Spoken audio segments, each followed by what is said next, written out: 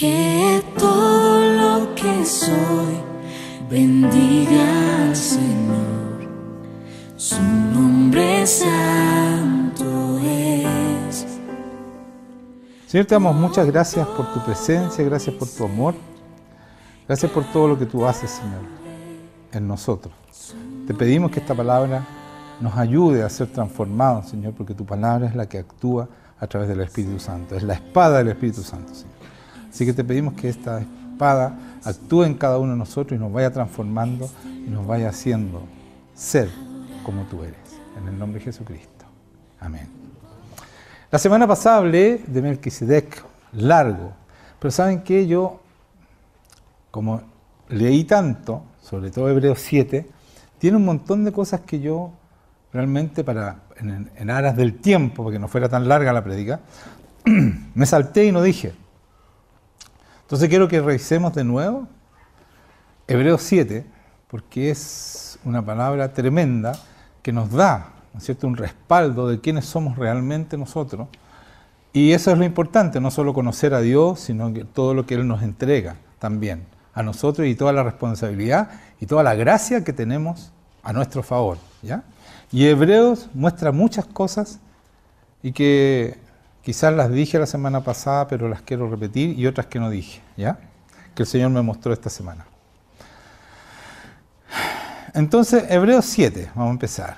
1. Porque este Melquisedec, rey de Salem, sacerdote del Dios Altísimo, que salió a recibir a Abraham, que volvía de la derrota de los reyes, y le bendijo, a quien asimismo dio a Abraham los diezmos de todo, cuyo nombre significa primeramente Rey de Justicia y también Rey de Salem, esto es el Rey de Paz. Esos nombres coinciden con Jesucristo, ¿ya? Entonces, eso nos indica que este hombre que sale, ¿no es cierto?, y a encontrarse con Abraham es Jesucristo, ¿ya? Porque esos son nombres que entonces no puede ser que tenga el mismo nombre que Jesucristo, sino que es el mismo, ¿ya? Antes de venir como hombre a esta tierra, porque Jesucristo estuvo desde el principio hasta el fin, siempre, porque es Dios y no fue creado, sino que es Dios. Dios no fue creado. Dice en el 4, considerad pues cuán grande era este, o sea, Melquisedec, a quien aún Abraham, el patriarca dio diezmos del botín. Ciertamente, los que entre los hijos de Leví reciben sacerdocio, tienen mandamiento de tomar del pueblo los diezmos según la ley. Entonces era un mandato de Dios que los levitas tomaran el diezmo de acuerdo a la ley. O sea, era una obligación absoluta, ¿ya?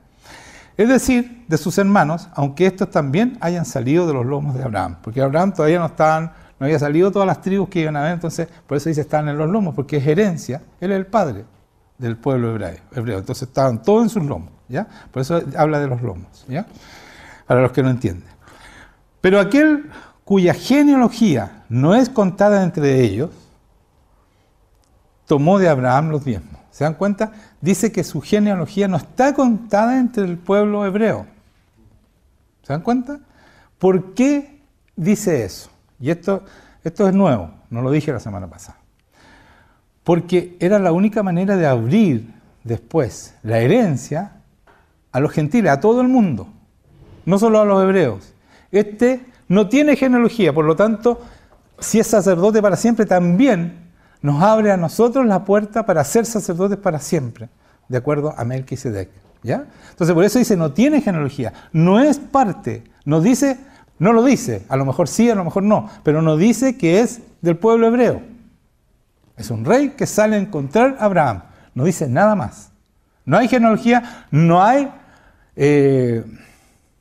indicios de quién fueron sus padres, de a dónde viene, nada de eso está. Y eso es pensando en el futuro, como Dios hace las cosas, que está abriendo este tremendo sacerdocio, que es el mejor sacerdocio, ¿no es cierto? Por eso Jesucristo le dice, me estoy adelantando, pero es para explicar este punto. A Jesucristo le dicen, tú vas a ser sacerdote del orden del Melquisedec, porque es el mejor, es el nuevo pacto, es el mejor pacto. Entonces, al no tener genealogía, nos abre a nosotros, porque Jesucristo es judío, pero nos abre a nosotros, a todo el mundo, este sacerdocio. Por eso es tan importante. Mira el detalle, que está ahí, pero nadie lo ve. Pero el Señor muestra. Mira, por eso dije que no hay genealogía. ¿Ya? Y bendijo al que tenía las promesas, ¿no es cierto? ¿A quién tenía las promesas? A Abraham, porque ahí se llama Abraham, ¿ya? Pero aquí...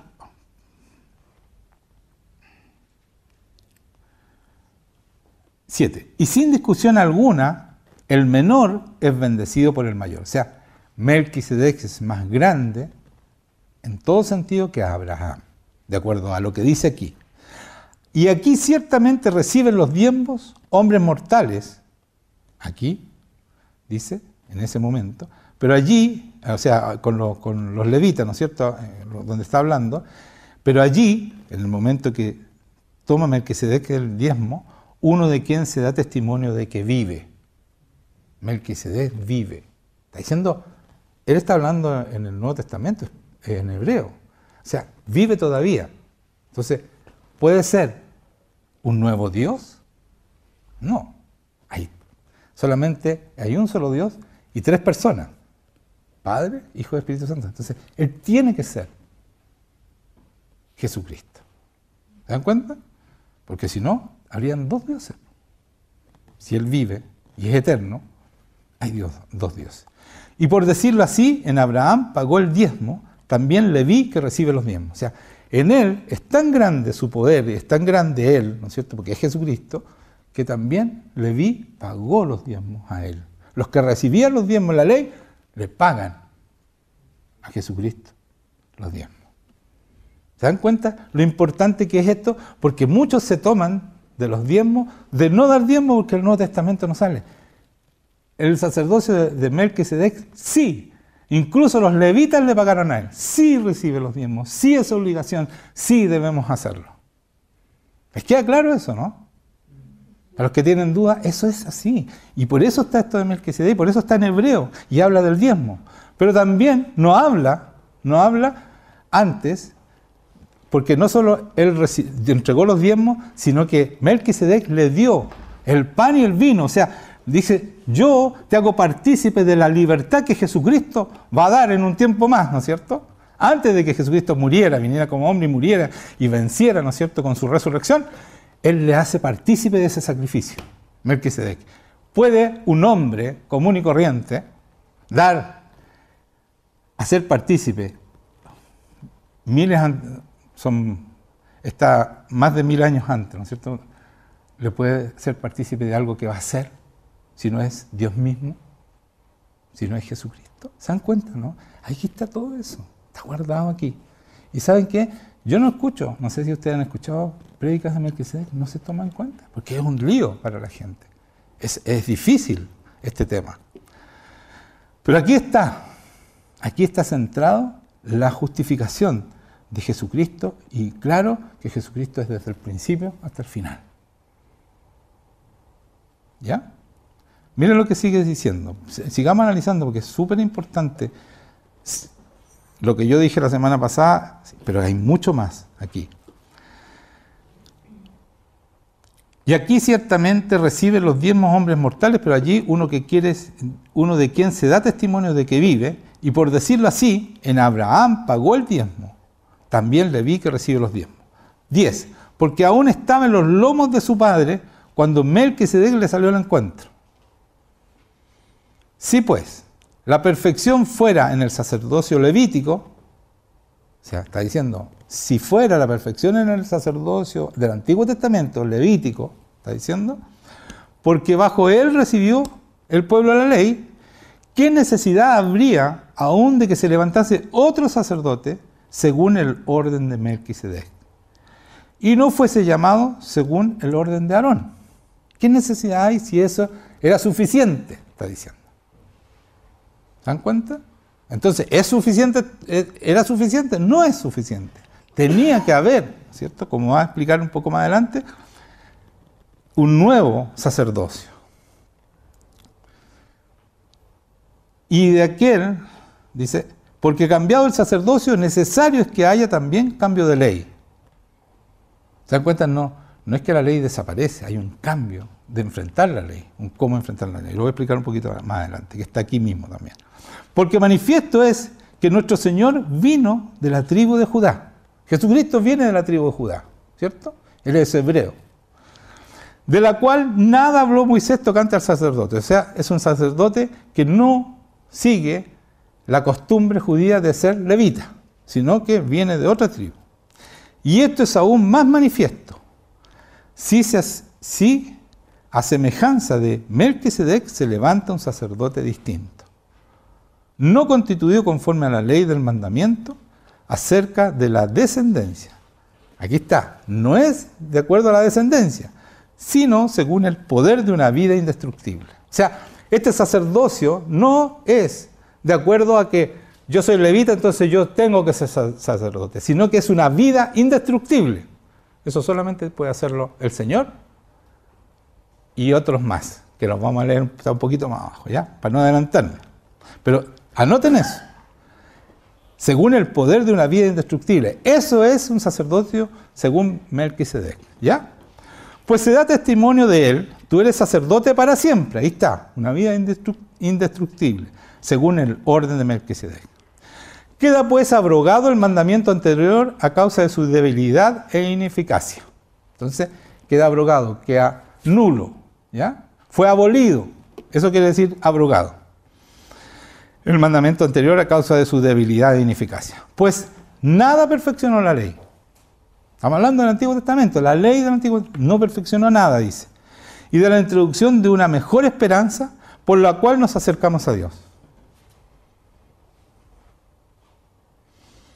Y esto no fue hecho sin juramento. O sea, este nuevo sacerdocio, este nuevo plan no fue hecho sin juramento. Porque los otros ciertamente sin juramento fueron hechos sacerdotes, los del Antiguo Testamento.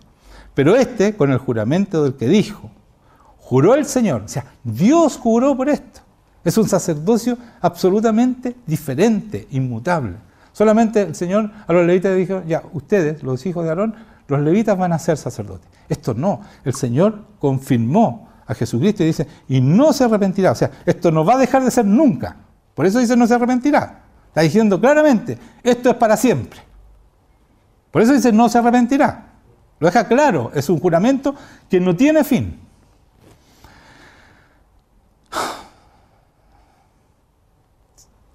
Tú eres sacerdote para siempre según el orden de Melquisedec. Por tanto, Jesús es hecho fiador de un mejor pacto. Ese es el pacto que nosotros pertenecemos, el nuevo pacto. Entonces no mezclemos con el antiguo pacto. No lo mezclemos con el antiguo pacto porque no es bueno. No es igual. No es suficiente. Tenía que venir Jesucristo para que fuera un mejor pacto, para que tuviéramos salvación de verdad.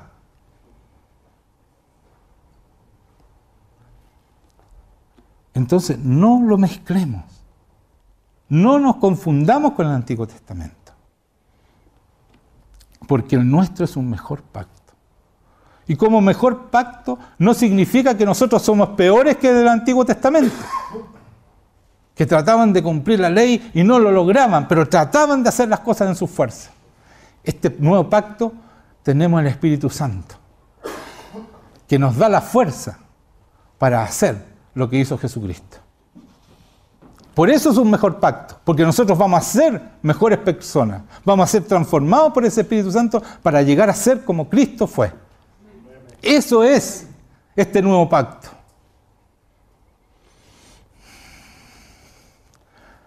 El 24 estoy, ¿no es cierto? Y los otros sacerdotes llegaron a ser muchos debido a que por la muerte no podían continuar. Mas este, por cuanto permanece para siempre, tiene un sacerdocio inmutable. Anoten eso, es un sacerdocio que no cambia.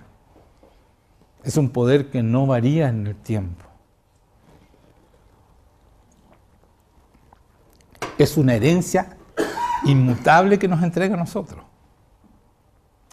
Y dice, por lo cual puede también salvar perpetuamente. Y esto lo dije la semana pasada, pero lo voy a repetir. Él nos salva perpetuamente, para siempre a nosotros. Y el que es sacerdote en Él es para siempre. Igual que Él. ¿Se dan cuenta? Porque su salvación es perpetua. Tú no mueres más. Si mueres, vas a resucitar. Como Él resucitó, vas a ser partícipe de su muerte y su resurrección. ¿Ya? Entonces, y dice, y a los que por Él se acercan a Dios, viviendo siempre para interceder por ellos. O sea, dice, por lo cual puedes también salvar perpetuamente a los que por Él se acercan a Dios. Al que cree en Jesucristo. Esos son los que se acercan a Dios. Porque si nosotros creemos en Jesucristo, somos hijos de Dios, no solo nos acercamos, tenemos potestad de ser llamados hijos de Dios. Es tremendo esto, ¿o no? Es tremendo, ¿no? ¿Se dan cuenta? Esta es nuestra herencia. Y dice, después de esto,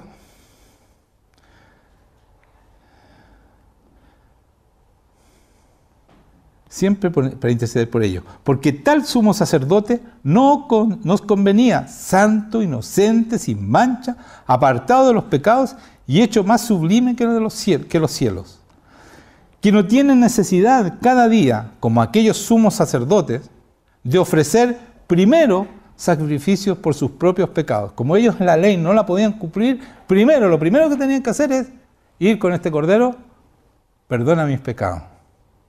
¿Ya? Y de ofrecer primero sacrificios por sus propios pecados y luego por los del pueblo. Y después pedir por el pueblo. ¿Qué pasa con Jesucristo? Porque esto lo hizo, dice, primero sacrificio por sus propios pecados y luego por los del pueblo. Porque esto lo hizo una vez para siempre ofreciéndose a sí mismo. O sea, Él no tiene necesidad cada día, como aquellos sumos sacerdotes, de ofrecerse a cada rato y pedir perdón por Él. Porque esto lo hizo una vez para siempre, ofreciéndose a sí mismo. Él es el Cordero. Yo doy mi vida para no hacerlo nunca. O sea, este sacrificio es eterno. Es para siempre. ¿Ya? Dice, porque la ley constituye sumos sacerdotes a débiles hombres, pero la palabra del juramento, posterior a la ley, al Hijo, hecho perfecto para siempre. Y Él dice que Él es el primogénito de muchos hijos. Por lo tanto, esta palabra también es para nosotros. Pero la palabra del juramento dice, posterior a la ley, al Hijo, nosotros somos hijos, hechos perfectos para siempre. Entonces, de eso se trata ser cristiano. Es ir con el Espíritu Santo siendo transformados para ser lo que Dios espera que seamos, iguales a Cristo. La transformación que dice en todas partes, la perfección de Cristo. Mire, en Gálatas 3, vamos a leer también lo que leímos la semana pasada, pero más cortito. Son 2 puntos nomás que quiero decir para poder seguir, ¿cómo se llama? En la prédica, el resto de lo que quiero es que es nuevo, ¿ya? Todavía estábamos en la prédica pasada, pero que es con mayores revelaciones. Dice en Gálatas 3, 16. Voy a leer solamente el 16 y después me voy a saltar al 24. Ahora bien, dice, a Abraham fueron hechas las promesas. Y a su simiente, esto es muy importante recordarlo, ¿ya? A su simiente, no dice ya las simientes, como si hablase de muchos, sino como de uno. Y a tu simiente, la cual es Cristo. Entonces, nuestra simiente, nuestra herencia está en Cristo, Cristo en nosotros. Esa es la semilla que Él pone en nosotros, a Cristo mismo. Y en la medida que esa semilla crece, nosotros somos también sacerdotes, igual a Cristo, y esta semilla es que Cristo empieza a vivir en nosotros, porque en la medida que va creciendo esta semilla, en la simiente es Cristo mismo, ¿no es cierto? Empieza a crecer Cristo en nosotros y en la medida que nosotros mostramos la gloria de Cristo, es que estamos alcanzando esa perfección que Cristo alcanzó. Y eso es gracias no a nuestro esfuerzo, sino que a lo que vino el Espíritu Santo, al poder del Espíritu Santo, que es todopoderoso porque es Dios. Ese poder que nosotros ni siquiera entendemos sin que el Espíritu Santo nos muestre. Porque va por sobre todo entendimiento, como dice la palabra. Solamente los cristianos de verdad pueden entender ese poder. ¿Ya? Entonces, si saltamos al 24, dice, de manera que la ley ha sido nuestro ayo. O sea, la ley del Antiguo Testamento es nuestra guía, ¿no es cierto? Más o menos, qué es lo que es pecado, qué es lo que no es pecado. Esa es una guía para hacer bien las cosas. Para llevarnos a Cristo, a fin de que fuésemos justificados por la fe. O sea, como no podemos cumplir la ley, entonces este ayo, esta guía nos guía hacia que llegar a Cristo, que es el que nos hace superar esta ley. ¿Por qué? Justificados por la fe. Primero nos limpia de todo pecado y nos empieza a transformar a través del Espíritu Santo como hijos de Dios. ¿Ya? Pero venida la fe, ya no estamos bajo ello, ya no estamos bajo esa ley. Y no significa que yo no tengo que cumplir la ley, sino que la cumplo con facilidad. Pues todos sois hijos de Dios, dice aquí, por la fe en Cristo Jesús. Somos hijos de Dios. Porque todos los que habéis sido bautizados en Cristo, de Cristo estás revestidos. Entonces ahí está la simiente creciendo y estamos revestidos ¿de quién? De Cristo. O sea, ya no vivo yo, Cristo vive en mí. Y si Cristo vive en mí, vive todo lo que fue Cristo. Perfecto, como decía antes, ¿no es cierto? Venció el pecado, venció el pecado, la muerte, resucitó, ¿no es cierto? Venció todo y nos entrega esa victoria a nosotros. Y dice, ya no hay judío ni griego, no hay esclavo ni libre, no hay varón ni mujer, porque todos vosotros sois uno en Cristo Jesús. Entonces, a la medida que nosotros mostramos a Cristo, vamos siendo uno, siendo unánimes. Cuando no tenemos el Espíritu Santo, no hay ninguna posibilidad que alcancemos a ser como Él, entonces nunca vamos a ser un cuerpo, que es el cuerpo que necesita Dios para hacer su obra. Entonces necesitamos cada uno buscar, ¿no es cierto? Y pedir este Espíritu Santo que Él lo da en abundancia. A cualquiera que Él le pida, no solamente necesita nuestra sinceridad, no necesita nuestro esfuerzo, el querer hacer las cosas como Cristo las hizo. El querer renunciar a lo que nosotros somos para que Cristo viva en nosotros. ¿Ya?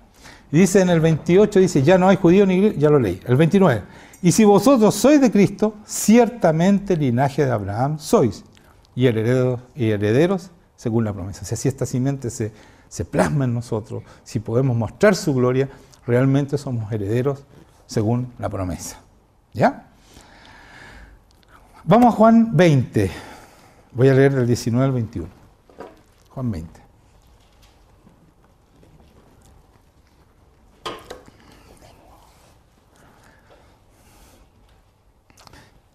Este es un encuentro de Jesucristo con sus apóstoles después de resucitado. Entonces yo quiero que se pongan en el contexto qué significa esto. ¿Ya? Ellos están muy asustados, están encerrados, escondidos, porque acaban de matar a su líder, ¿no es cierto?, que es Jesucristo. Y en ese contexto llega Jesucristo. Pero mire cómo llega. Cuando llegó la noche de aquel mismo día, el primero de la semana, estando las puertas cerradas en el lugar donde los discípulos estaban reunidos, por miedo de los judíos, ¿se dan cuenta? Estaban asustados realmente. Vino Jesús y puesto en medio les dijo, pasa a vosotros. De repente aparece Jesucristo y le dice, pasa a vosotros. Entonces quedaron todos pegados en el techo. Claro, si estaban asustados y de repente se aparece un hombre y dice, pasa a vosotros. Y ellos no lo reconocieron. ¿Cómo vas a creer tú que Jesucristo resucitó y de repente aparece, pasa por entre medio, atraviesa la pared, ¿no es cierto? Porque estaba todo cerrado, y aparece este hombre y dice, pasa a vosotros. ¿Y por qué digo que ellos quedaron pegados en el techo? Porque dice, y cuando les hubo dicho esto, les mostró las manos, inmediatamente los quiso tranquilizar. Oye, no arranquen, soy yo. Ya le mostró las manos y el costado, y los discípulos se regocijaron viendo al Señor. Y miren lo que hace. Entonces Jesús les dijo otra vez, pasa a vosotros. Yo no sé si ustedes se acuerdan cuando Jesucristo manda a sus apóstoles y les decía, cuando entren a una casa, ustedes le dicen, los saludan, ¿no es cierto? Creo que lo dejé aquí, ¿o no? No. ¿Acá? ¿Aquí está?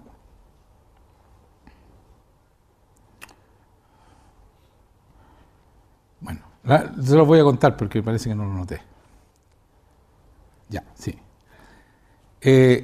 Los saludan, les dice, ustedes saluden, y si ellos reciben la paz, ustedes se quedan en ese lugar. Si no, se van, se limpian el polvo de los pies. Si la paz se le devuelve, dice Jesucristo, si después lo pueden leer ustedes, se le devuelve a ustedes, quiere decir que ellos no recibieron la paz, y se van. Se limpian los pies del polvo de esa gente y no vuelven. ¿Ya? Y van a otra casa. Entonces, fíjense que él le dice de nuevo, después que quedaron pegados en el techo, no recibieron la paz. Entonces después, no sé si se han dado cuenta, en el 21 dice, entonces Jesús le dijo otra vez, pasa a vosotros. Después que se mostró quién era y todo lo demás, y se tranquilizaron, ahí lo que está haciendo es entregando el Espíritu Santo, ¿cierto? Y le dice, pásala a vosotros, como me envió el Padre, así también yo os envío, y sopló el Espíritu Santo sobre ellos. Eso dice que no lo puse aquí, ¿ya? Pero ahí en su Biblia está todavía, si ustedes están leyendo la Biblia, ¿ya? ¿Cierto? Entonces, fíjense cómo el Señor es tan importante cuando Él viene a estar en nosotros. Es que este es el detalle. Son dos detalles muy importantes. Cuando Él viene a estar en nosotros, Él necesita que nosotros recibamos su Espíritu Santo. Por eso a ellos le dice 2 veces. Él le estaba entregando el Espíritu Santo. El pasa a vosotros es que tú recibes la presencia del Espíritu Santo. Entonces Él se queda cuando uno lo recibe. Pero si tú no crees que el Espíritu Santo va a venir a estar contigo, Él no se queda. ¿Se dan cuenta, no? ¿Es fundamental esto? Absolutamente fundamental. Tienen que aprenderlo. Tienen que recibir el Espíritu Santo y creer que viene Jesucristo. Y lo primero que pone es su paz. Es su Espíritu Santo. ¿Quién es el que pone la paz en nuestro corazón? ¿Cuál es uno de los frutos? Uno del fruto. Una parte del fruto. Es uno solo fruto. Del fruto. Es la paz. Por eso dice, pásanos. Y si tú recibes, Él viene a estar contigo. Y lo otro, que es muy importante también, porque hay 2 cosas aquí, como dije.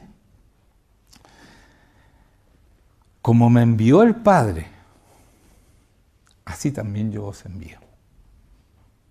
Eso es fundamental porque es para nosotros. Así tal cual yo tengo el poder para vencer el pecado, para hacer milagros, para hacer la obra del Padre, así son ustedes también. Así los envío yo a ustedes. Esas 2 cosas son fundamentales. Pero ¿cuál es la primera? La primera es recibir al Espíritu Santo. Porque sin ese Espíritu Santo tú no puedes hacer este mandato. Yo los envío como yo fui enviado. ¿Se dan cuenta, no? ¿Era importante esto? Era importante. Entonces es fundamental, no importante, ¿ya? Ahora vamos a Mateo 10, 11, 14, que quiero puntualizar 2 cosas más, 3 cosas más, que son fundamentales en esto de Melquisedec, ¿ya? Mateo 10, 11. Ay, no, perdón, es lo que yo tenía que leer, es el saludo, ¿no es cierto? Bueno, leámoslo. Más en cualquier ciudad o aldea donde entréis, informaos quién es en ella sea digno, y posad allí hasta que salgáis. Y al entrar en la casa, saludadla. Y si la casa fuese digna, vuestra paz vendrá sobre ella. Ellos recibirán este Espíritu Santo. Ahí lo que les decía, que no lo encontré antes. Mas si no fuera digna, vuestra paz se volverá a vosotros. Y si se vuelve a vosotros, ¿qué hay que hacer? Y si alguno no recibiere, ni oyere vuestra palabra, salid de aquella casa o ciudad y sacudid polvo de vuestros pies. Es lo que le voy a cantar. Entonces, él saluda diciendo, porque el saludo es Shalom, la paz con vosotros. Y si no lo reciben, entonces nosotros también. Si no lo reciben, si tú no crees que viene el Espíritu Santo contigo, no estás recibiendo lo que Dios te quiere dar. Por lo tanto, se va y no viene. Es fundamental eso, es fundamental porque una relación con el Espíritu Santo, sin ella no podemos cambiar. No somos transformados y seguimos en el Antiguo Testamento. Sin el Espíritu Santo seguimos en el Antiguo Testamento, tratando de hacer las cosas en nuestra fuerza. Y el enemigo hace lo que quiere con nosotros, porque no se puede lograr. Por algo, los antiguos no lo lograron. Por algo tuvo que venir a sacrificarse Jesucristo por nosotros, para que nosotros lo logremos. ¿Ya? Si no, no se justificaría el sacrificio de Jesucristo. Y si fue un tremendo sacrificio, es porque se justificaba absolutamente para que nosotros seamos mejores. ¿Ya? Y en 1 Pedro 2.9, esto lo leí también, más vosotros sois linaje escogido. Y aquí está el sacerdocio, nuestro, real sacerdocio. ¿Por qué dice real sacerdocio? Nosotros somos real sacerdocio. ¿Por qué? Porque descendemos de un rey. Lo que nos entrega Jesucristo es el poder del rey. Por eso somos un real sacerdocio, no es cualquier sacerdocio. Un mejor sacerdocio, porque es de la orden de Melquisedec, al igual que Jesucristo. Nación santa. O sea, ¿podemos lograr la santidad? Por supuesto, si no, no nos diría nación santa. Pueblo adquirido por Dios, Él pagó por nosotros, compró nuestra libertad, ¿Para qué? Para que anunciemos las virtudes de aquel que os llamó de las tinieblas a su luz admirable, para mostrar esa gloria de Jesucristo. Para eso hizo todo lo que hizo y para eso somos real sacerdocio, nación santa, pueblo adquirido por Dios. Vamos a Filipenses 3. Este es muy, muy importante.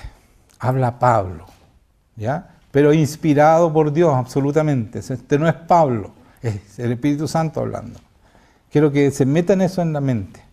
Cada vez que leen la palabra, aunque tenga un autor de acuerdo a la palabra, no es él el que está hablando, porque es inspirada por Dios, absolutamente, es palabra de Dios. Y eso adquiere otra connotación, porque nosotros escuchar a un hombre no es lo mismo que escuchar a Dios.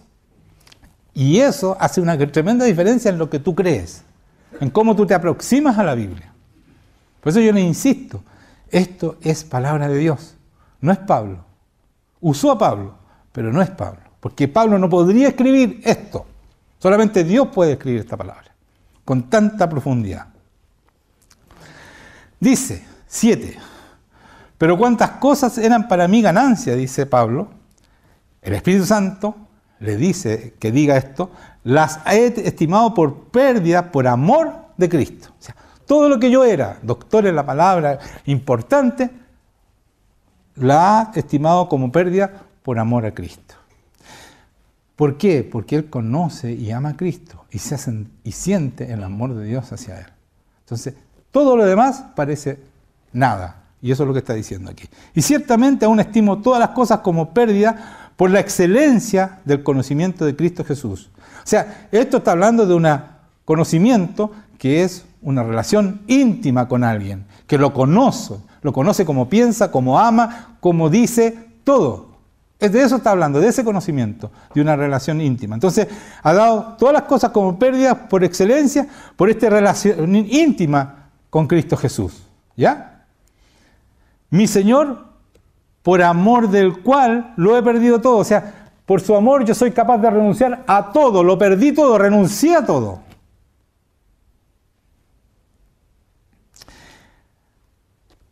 Y lo tengo por basura para ganar a Cristo. O sea, al lado del amor de Cristo, al lado de que significa ser heredero de la promesa, lo demás es basura. Es basura. Lo que nosotros tanto luchamos en este mundo, por las cosas de este mundo, es basura. Al lado de lo que Cristo nos entrega. Al lado de tener una relación íntima con este Jesucristo.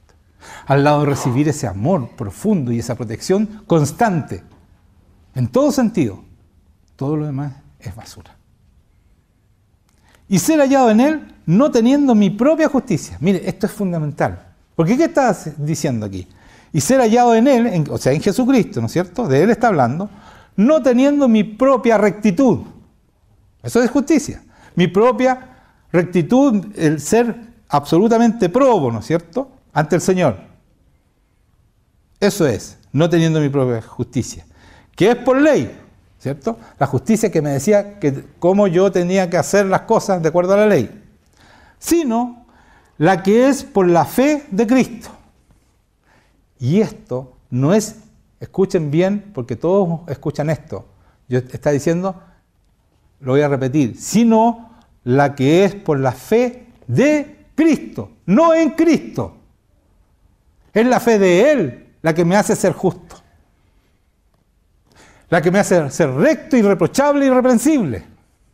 Es esa fe, la fe que Él tiene. ¿Se dan cuenta la diferencia? Creer en Cristo, la fe de Cristo. Yo tengo la fe de Cristo, no es mi fe. Mi fe no sirve, porque está en mi propia fuerza y me voy a creer yo, el lindo, el que soy bueno, el que lo logré. Es la fe de Él. Es Cristo en mí el que hace la obra. Yo no tengo nada que ver en eso. Tengo que botar todo lo que yo era como basura para que Cristo viva en mí, para que la simiente crezca en mí. Es por la fe de Cristo, la justicia que es de Dios por la fe. O sea, la rectitud que es de Dios por la fe. O sea, cuando yo tengo esa fe, esa justicia se hace, esa rectitud se hace mía. se hace mía, yo actúo de acuerdo a su palabra. Sin problema, sin esfuerzo, porque es Dios el que lo hace. ¿Se dan cuenta? Esto es tremendo, hermanos míos. Esto es Dios, absolutamente. Es Dios hablando.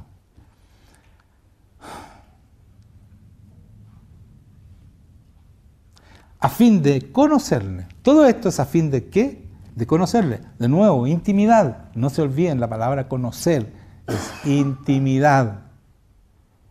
No lo olviden nunca.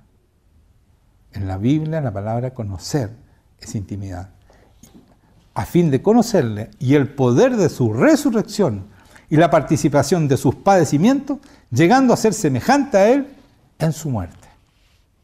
En la medida que yo conozco y realmente sé quién es Él, cómo actúa, el sacrificio que hizo, yo empiezo a ser como Él y estoy dispuesto, ¿no es cierto?, a participar no solo de su sacrificio, sino también de su muerte. Pero es por ese amor, por conocerle como realmente es Él. Si en alguna manera llegase a la resurrección de entre los muertos, escuchen a Pablo hablar esto. Miren lo que dice. Léanlo y medítenlo. Miren lo que dice. Dice, si en alguna manera, es Pablo que le hace decir esto por la sabiduría de Pablo, que Dios le ha puesto. Si en alguna manera llegase a la resurrección de entre los muertos, si de alguna manera llegase a la salvación, está hablando Pablo. ¿Se dan cuenta, no? Entonces nosotros creemos que dijimos una oración y estamos listos. Mire, Pablo, en este tiempo, en Filipenses, es un tremendo hombre de Dios. Y dice, si yo llego a la salvación, porque eso es lo que está diciendo ahí, a la resurrección de entre los muertos. Eso es tener la salvación y resucitar como Cristo. ¿Se han dado cuenta de eso ustedes? No, no es cierto. Eso es. No es la salvación, no es decir, soy salvo. No es así. Y dice, no que la haya alcanzado ya. No estoy salvo todavía. No he alcanzado la resurrección de los muertos. Ni que ya sea perfecto, sino que prosigo para ver si logro asir aquello para lo cual fui también asido por Cristo Jesús. Si yo logro afirmarme de Jesucristo, así como Jesucristo me tiene afirmado. Eso es así. Entonces te toma, ¿cierto? Y te lleva donde Él quiere llevarte. Entonces yo me tengo que tomar también con todas mis fuerzas a Él, porque Él es el único que me puede llevar donde debo ir. Por eso que tenemos que caminar con Él. Él es el camino, la verdad y la vida. Él es el que nos lleva. ¿Ya? Y dice después, hermanos, yo mismo no pretendo haberlo ya alcanzado, pero una cosa hago. Dice, una sola cosa hago. Yo no lo he alcanzado todavía. Olvidando ciertamente lo que queda atrás y extendiéndome a lo que está delante. Me olvido de mi pasado, se acabó quién era yo y sigo hacia adelante, viendo lo que viene. Prosigo a la meta. ¿Cuál es la meta? La salvación.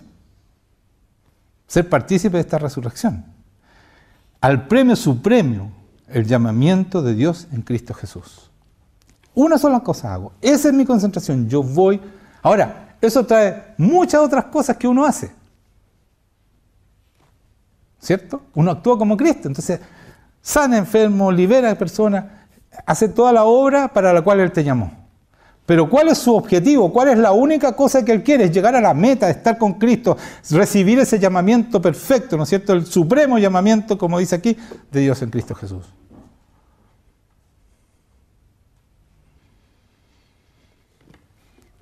Así que todos los que somos perfectos, y aquí somos perfectos, ¿se dan cuenta? Él ya es una de, hay dos cosas. Primero dice, no somos perfectos porque no hemos alcanzado la salvación. En este momento yo soy perfecto. Si yo me muero hoy día la alcanzo, pero todavía no llego a la meta. Eso es lo que está diciendo. Por eso dice después, todos los que somos perfectos. O sea, Él ya alcanzó la perfección, no está pecando en ese momento. Y va, pero no lo ha alcanzado. Porque podemos caer y podemos morir espiritualmente en el camino.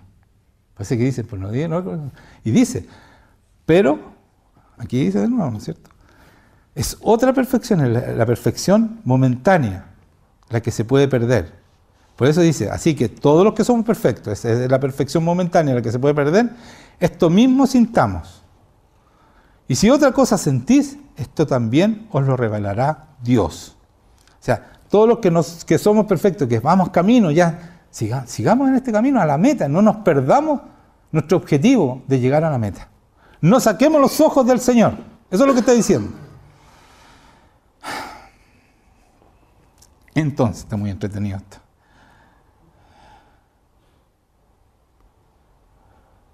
Me perdí. ¿Qué número hoy?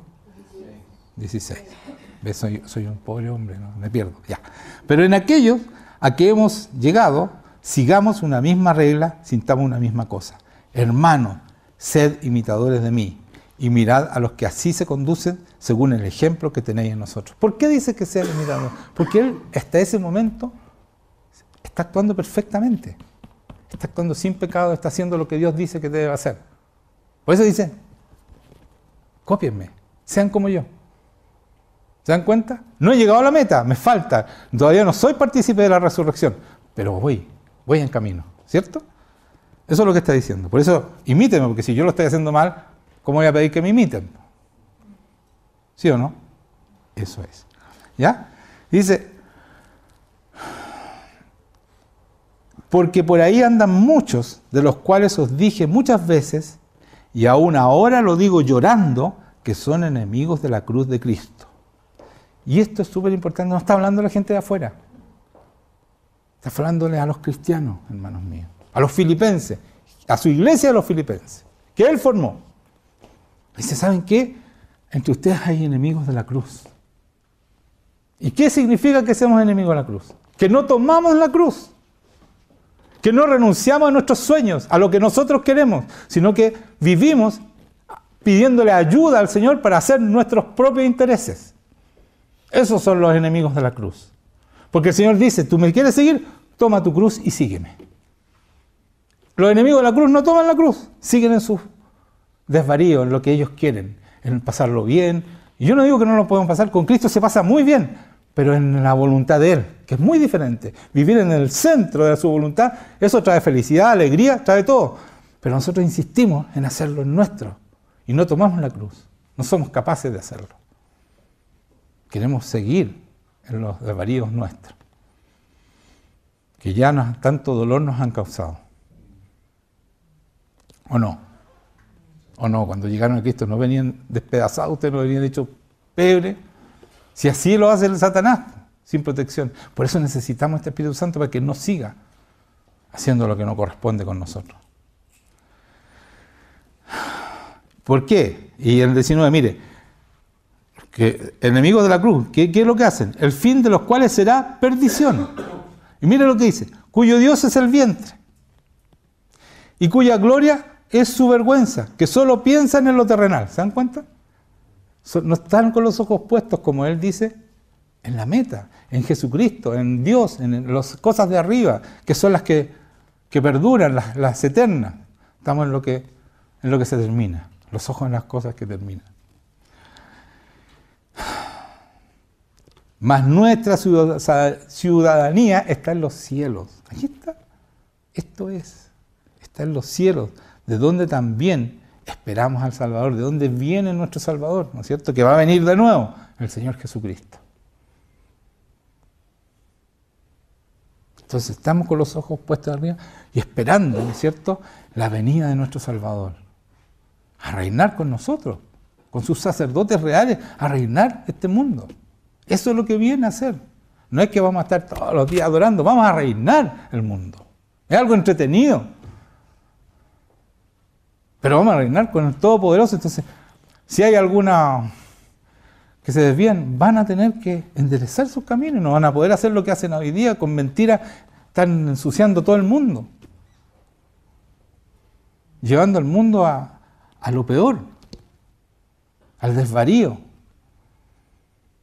Perdiendo todos los valores que Dios nos dejó. Y haciendo cada vez más gente suicidándose, gente que no quiere vivir. ¿Cuánta gente dice, no quiero vivir? Porque no toman esta cruz. Por eso no quieren vivir. Porque la cruz nos da sentido de vida real.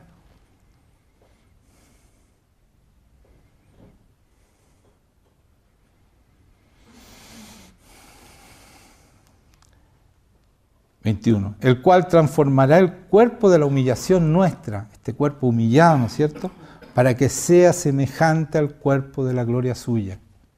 ¿Se dan cuenta? Somos transformados por el Espíritu Santo para ser semejante a la gloria de Jesucristo.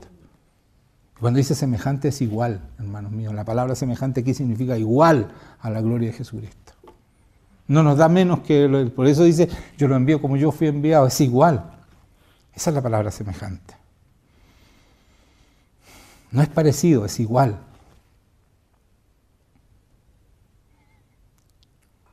Por el poder, dice, ¿por qué nos hace semejante e igual a Él? Por el poder con el cual puede también sujetar a sí mismo todas las cosas.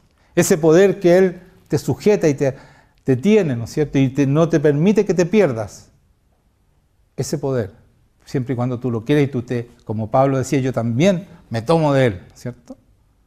Para seguir, para el cual Él me asió o me tomó, ¿ya? Entonces, aquí dice claramente, ese poder con el cual puede también sujetar a sí mismo todas las cosas. Él tiene el poder para sujetarte a ti y a todo el mundo a la vez. Todas las cosas, como dice aquí.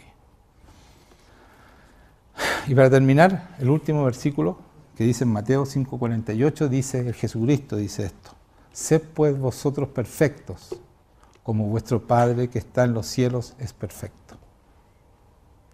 Jesucristo dice esto porque sabía que nosotros íbamos a tener el Espíritu Santo y tenemos entrada a la presencia de Dios y tenemos derecho a la perfección gracias a ese Espíritu Santo. Entonces no tenemos excusa de seguir haciendo lo que no corresponde. No tenemos excusa.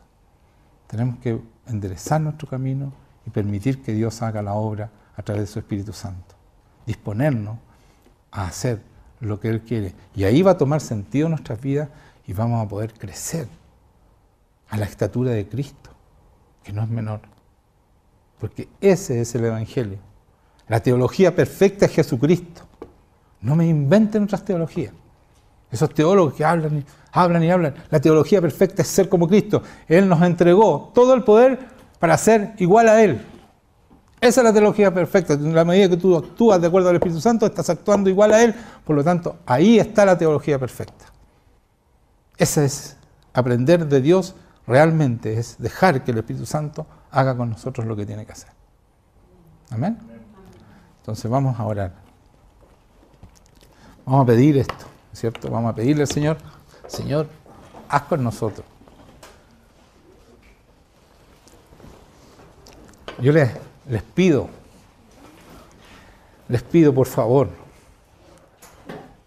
los que no tienen todavía Espíritu Santo, que no están siendo transformados, que le pidan al Señor de corazón, porque va a tomar otro sentido su vida.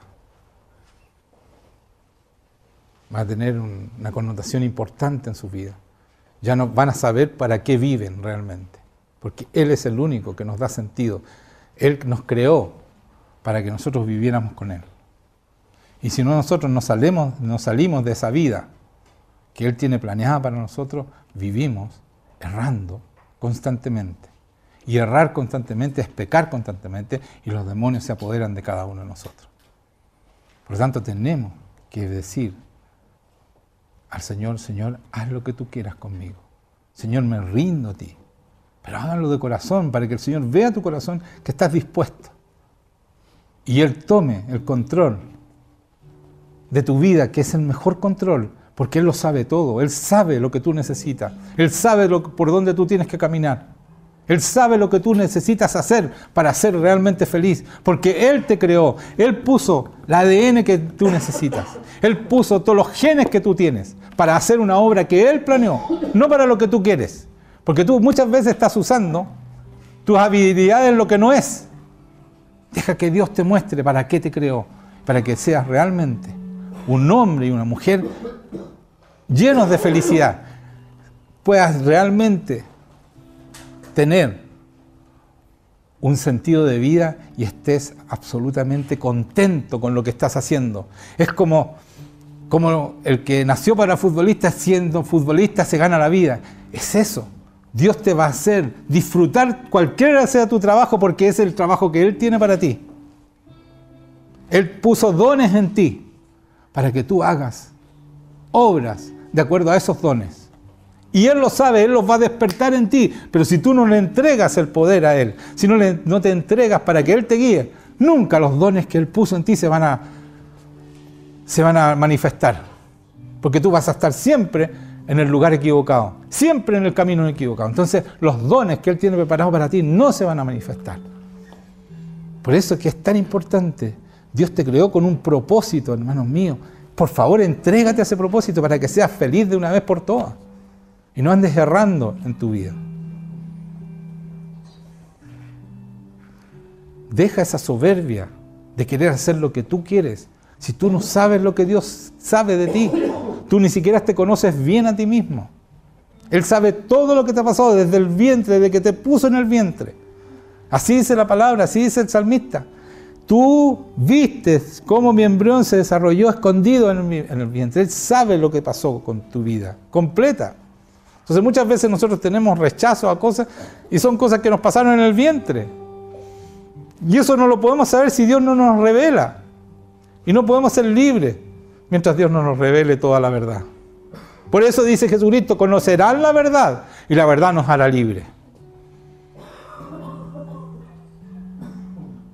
Dejen que Cristo les muestre, que el Espíritu Santo les muestre la verdadera vida que ustedes han tenido y todo lo que tienen que perdonar y pedir perdón para que sean libres definitivamente en el poder de Dios. Y Dios, Jesucristo, se pueda manifestar con todo su poder en cada uno de ustedes.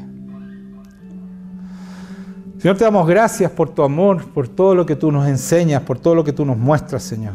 Yo te pido que esta palabra quede escrita en cada corazón, que no se pierda, sino que vuelva, como tú dices, que tu palabra tú la envías, para que no vuelva vacía, sino que dé un fruto, y fruto de abundancia, Señor.